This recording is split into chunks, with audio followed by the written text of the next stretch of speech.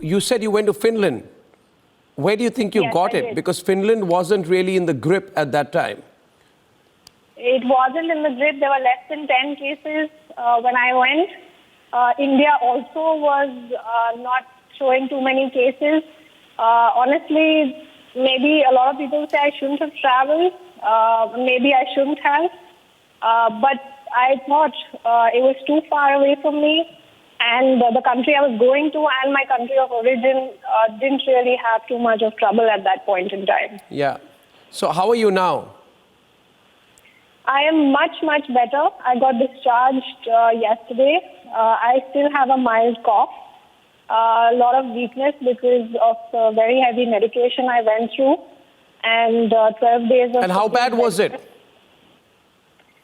For me, it wasn't very bad. I didn't have very severe symptoms.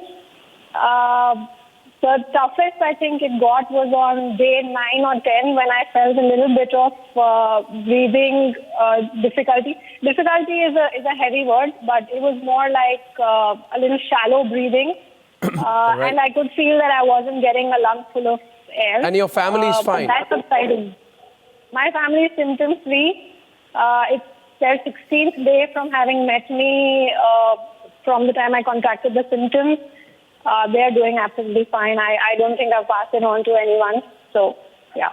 Well, touch wood, stay with us. Sumiti, you took extreme precautions. I think after you got a fever on 14th, I think you've been very responsible. And the reason we started with you is because of two reasons. One, you can fight COVID. Secondly, you can be very responsible after getting COVID. And I wanted to make yours a personal example of someone who's fought, gone through, because we had some terrible stories, Sumiti, in the last few days of people who knowingly are violating the quarantine. You're unfortunate that despite taking all the precautions, you got it. So you're really, I would say unlucky there, but the way you conducted yourself is brilliant. Stay with us on the debate.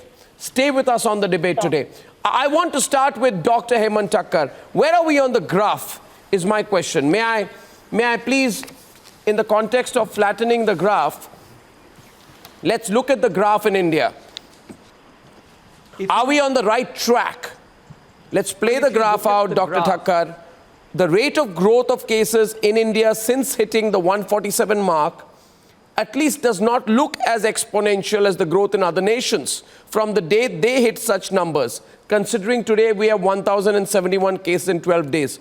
So, can we say we are on the right track to flatten the curve? If you look at the graph, there are two ways of interpreting this. There are the pessimists and the optimists. Let's begin with the pessimists who will say, we are not testing enough. Had we tested enough, we would have seen a spike. Okay. And this is not a representative graph.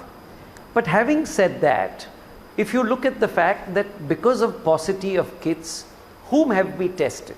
So let's look at the optimistic view, and I am one of them, that the patients that we have tested or the people that we have tested are essentially and predominantly the symptomatic ones.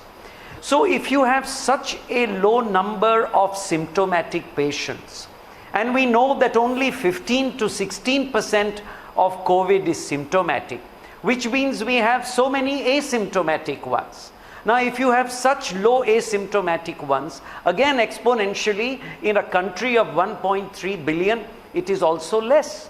Yeah. And why are they asymptomatic? They are probably asymptomatic because Indians have an innate immunity, whether because we are exposed to malaria, whether we have tuberculosis, which constantly stimulates our T cells. They say that you can take an Indian out of India, but you can't take an India out of the Indian.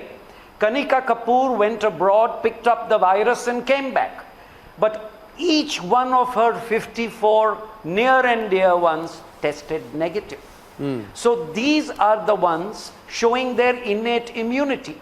Again, pessimists might say that the RT-PCR test is a slow test and you don't pick it up as much as the antibodies. We have to face the facts. This is the test that we have. Until we get the antibody test, we live with this test. And